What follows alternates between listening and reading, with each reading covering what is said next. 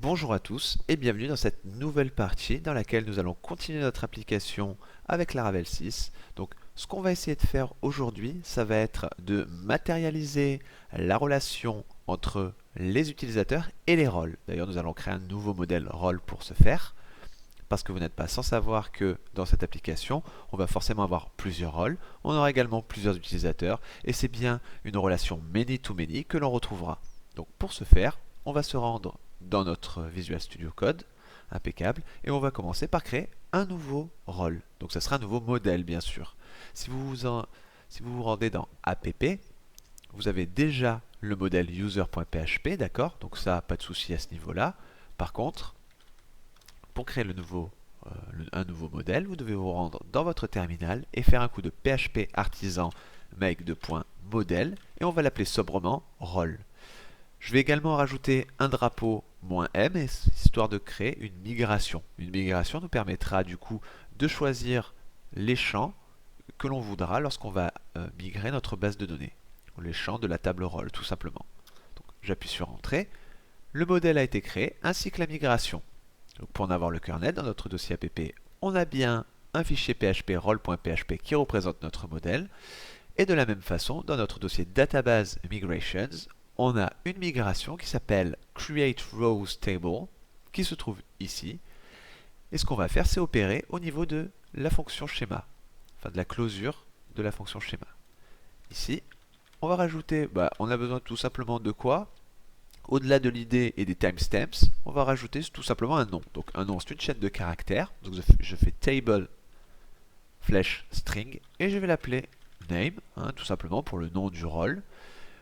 Ça pourrait être administrateur, ça pourrait être premium, ça pourrait être utilisateur, ça pourrait être banni, pourquoi pas. Ça c'est à votre discrétion, on verra comment faire ça plus tard.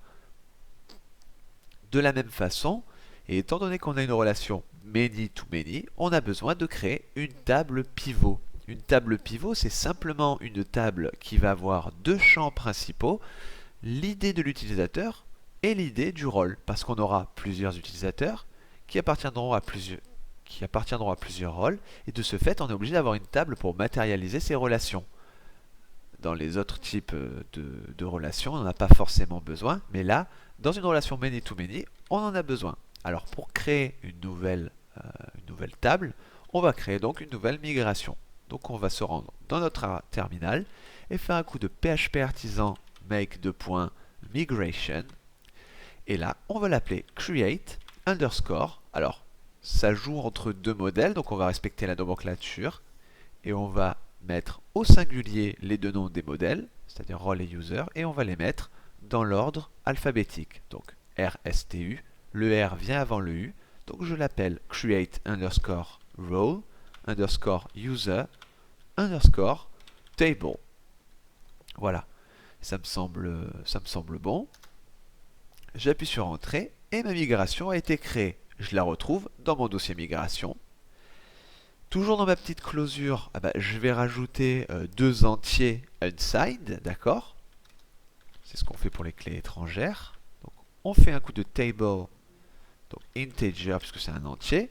Alors le premier, ça sera le role ID, unsigned, et le deuxième, ça sera le user ID, toujours unsigned, d'accord? Donc nos deux clés sont ici, et donc cette table pivot contiendra bien un champ ID pour les rôles et un champ ID pour les utilisateurs, histoire de matérialiser les bonnes relations. On en a presque terminé afin de faire la migration finale. Il nous reste juste à nous rendre dans nos différents modèles, donc role et user, et de, encore une fois, mettre la relation en place. Donc, on va commencer par le modèle role. On va créer une public function users, puisque forcément, le rôle aura plusieurs utilisateurs, donc je mets bien user au pluriel. Et je vais faire un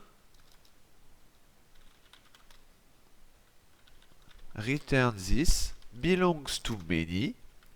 Et bien sûr, le rôle appartiendra à plusieurs quoi? À plusieurs utilisateurs. Donc là, je mets app /user. D'accord? On met le namespace complet du modèle utilisateur. Et de la même façon, je vais aller faire l'inverse côté user. Donc dans mon fichier user.php qui est ici.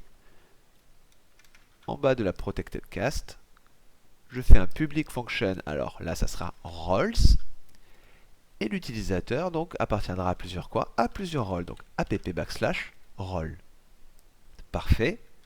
J'ai plus qu'à me rendre dans mon terminal et faire la migration finale en faisant php artisan migrate, histoire de créer les tables